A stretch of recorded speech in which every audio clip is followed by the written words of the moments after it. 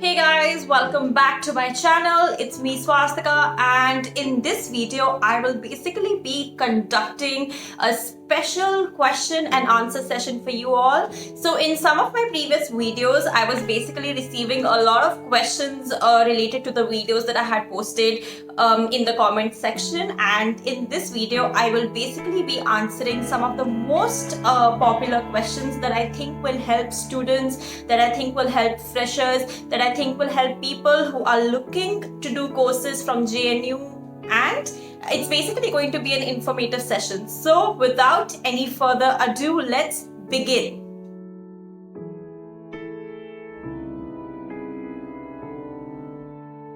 Okay, so guys, before I start off with the main content for this video, I would request you all to please press the subscribe button in case you are somebody who's new to this channel, and in case you are somebody who frequently visits my channel and frequently views the videos, then I would still request you to please press the subscribe button. Okay, so one of the first questions and one of the most interesting questions that I was basically asked was related to political science in JNU. So what the question was basically that what are the three different kinds of courses in political science, and what are the key differences between them. So I think when students are filling the forms, when freshers and when people who are just graduated from DU and are in the last year are filling the forms, they see that there are three options that they basically have to pick from while if they want to do their masters from JNU. So the first option is something that is called Center for Political Studies, and this basically comes under the School of Social Sciences. Okay, so this is the course in which I basically did my masters. This is called CPS. There are two more. One is called Area Studies. This is another course in the School of International Studies, and there is PISM, which is Political Science with International Relations. So these are basically the three courses that you have in political science in JNU. CPS, of course, as I've already stated, comes under SSS, School for Social Studies, and the remaining two, one of them is Area Studies and the other is PISM, which is Political Science with International Relations, basically comes under School of International Studies. Okay, so having cleared that point, let me just quickly tell you all the key differences between these three courses. So CPS, which is Center for Political Studies, basically is like the bent of mine is going to be towards philosophy. It's going to be towards doing key thinkers, towards reading political philosophy, towards studying political economy. Of course, you are going to have one semester in which they are basically going to teach you stuff related to international relations, but the main bent of this course is going to be towards philosophy, political thinkers, and I think we have some amazing faculty like Shefali Jha ma'am, like Gurpreet Mahajan ma'am, like Rinku ma'am in this course, and it's super exciting to actually learn from these amazing teachers. So in case you guys manage to sort of get into the course, I would definitely say do sit down and have conversations with these teachers that I've mentioned, and of course Amir Ali sir, because they teach really well. Okay, the second thing I want to say is that CPS is one of the toughest courses in JNU in political science.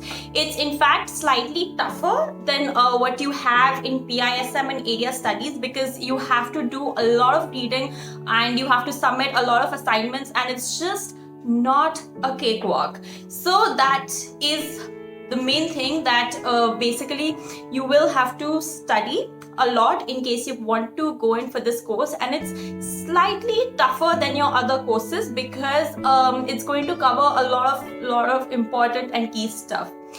Okay, moving on to the second course, which is PISM, and it comes under SIS, School of International Studies. So guys, this is basically going to be a combination of political science and international relations. So this is going to incorporate elements from both the schools. It's going to put them together, and Of course, if you are somebody who's doing UPSC, I think this is the perfect course for you. You should definitely go in for PISM if you get through, because I think it really is going to help students who are preparing for UPSC. Having said that, yeah, so other than that, it's an amazing course. You have teachers like Nivedita Menon ma'am who have written bestsellers and amazing books like Seeing Like a Feminist. And of course, if you get to interact with such professors, then it's a win-win situation, because they're amazing and you get to learn so much from them. So having said that, you also can interact with a lot of other professors like Happyman Jacob, because they are also in SIS.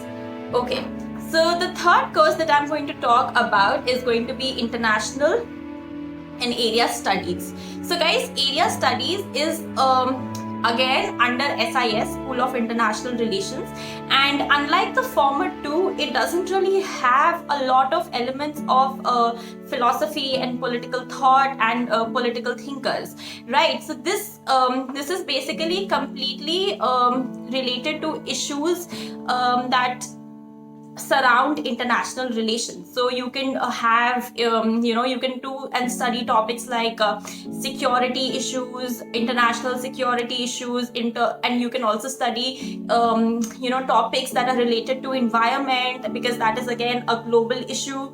And you can study stuff related to nuclear disarmament, because again that is a global issue.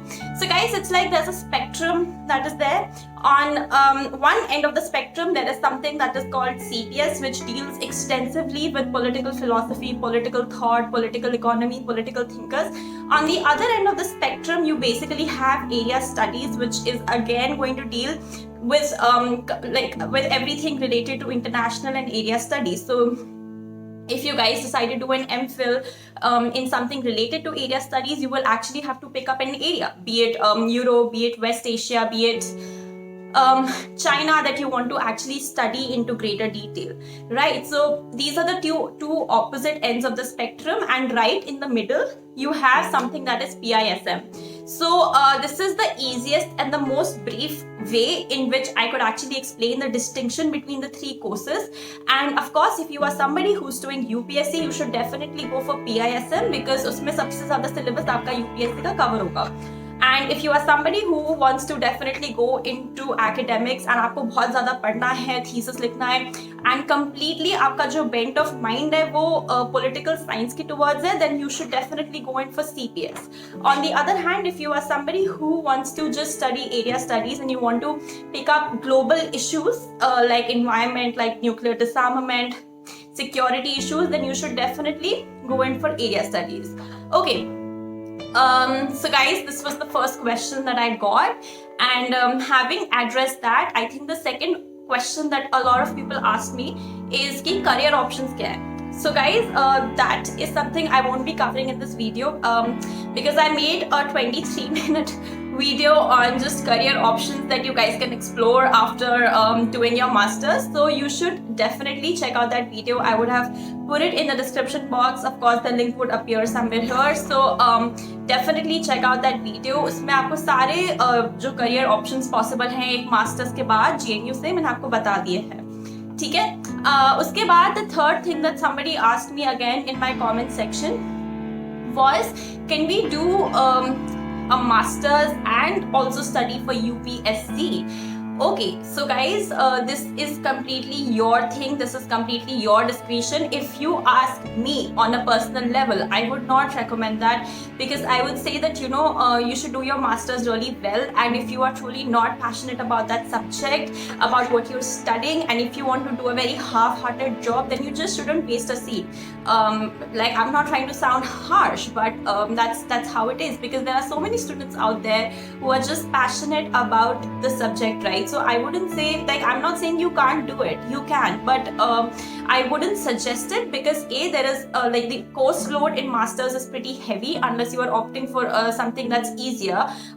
It's a pretty heavy course load, point A. And point number two is that, there are so many other people out there who are so passionate about their subjects and they are simply not getting in because yeah, somebody who wants to do UPSC is doing a master's for the third time. So like, no offense, but that's not a nice thing to do. Okay, the next question that I basically got was on fees. Okay, so somebody asked me कि JNU में fees कितनी है. So guys, I am basically a pass out from the 2020 batch, and I remember when I gave the fees, it was something around 200 rupees for my academic course. But if you want to get a hostel, I think you'll have to like pay a little more. And so basically in hostel you'll have to initially give a security deposit of 6,000 rupees, which you can collect later once you graduate from your course. And after you have given that, you have to pay a monthly fees, which is basically going to be your mess charges. So your mess charges can be from anything between 2,000 to 3,000 depending on your diet for a month. I know it doesn't seem and sound like a lot, but it can be even less. It can be 1,600, 1,500 for a month for a lot of people who don't want to have breakfast, who want to skip meals, however you want to see it, right? But I think the cost of one meal, let's say breakfast or lunch, is somewhere around 40 to 50 rupees. So guys, it's very economical. It's very, and the food is also pretty nice. Because for dinner you actually get dessert, you get sabzi, you get dal, you get roti, you get all of that stuff. So the dinner is pretty nice. And like when I was there in 2019, when there was no COVID, because now the COVID has completely shaken the world, and now I don't think classes are also happening, and I don't know what the situation with the hostel is exactly, though I have some input because some of my juniors are still there. But because of COVID, you would be seeing that there are some problems. But earlier we used to have special dinner nights where we used to get butter naan and shahi paneer and paneer lababdar, dal makhni, kulfi, dessert, and even aloo tikki. So we used to get a lot of food, and all of this used to come for a monthly charge of anything between 2,000 to 3,000 in case you would choose to opt for all the 3 meals. So yeah, this was the third question. The fourth question that somebody had asked me was, which is the best hostel for girls and which is the best hostel for boys. Okay, so guys, from what I have heard, I basically had the luck of being in both Shipra and in Koina, and both the hostels were in fact amazing. So I would definitely say that if you are a girl, I think probably the nicest hostels would probably be Koina and Shipra, though of course they are located at a slightly more distance than your other hostels, which are slightly closer and more central. For boys, I'm not very sure, but I'm not very sure, but I think Narmada is nice. But for girls, I definitely say that you guys should go in for Koina or for Shipra, because they have amazing rooms, amazing space, and amazing food. Okay. Somebody also asked me how many people have to live together. So if you guys are doing a master's, in one room there are going to be 2 people who are living together. After that, somebody then asked me what is the per month cost of living in JNU. So guys, the per month cost, if you want to be very economical about your expenditure, isn't a lot. Like for your mess charge, agar aap maximum 3,000 cap kar lo, so that is 3,000 bucks, and your academic fees is somewhere between 200 to 300 rupees. So I think, and if you put all your travel expenditure together, moving to and fro from class, I think it would cap at 5,000 rupees a month. But of course, there would be more charges, because you have to buy books, you have to buy stationery, and so on and so forth. But otherwise, it's very, very economical to live in JNU. I would definitely say you guys should go live there, because the campus is amazing. It's very, very beautiful, and it's very safe for women, even at 3 o'clock in the night. Okay, lastly, I think somebody had raised the question that what is the situation with current classes, given the fact that we are all coiling under the impact of COVID. So guys, I think right now we are not really having online classes the way we used to. So I was basically in the 2018 to 2020 batch, and for 1.5 years before COVID, we had classes every day, and they used to be conducted. For me, they were conducted in the Triple S building. I think it's room number 102 for CPS, and everyday classes were conducted. We used to have 5 to 6 hours of just classes, and after that we have to come back and study for 6 to 7 hours just to complete the work.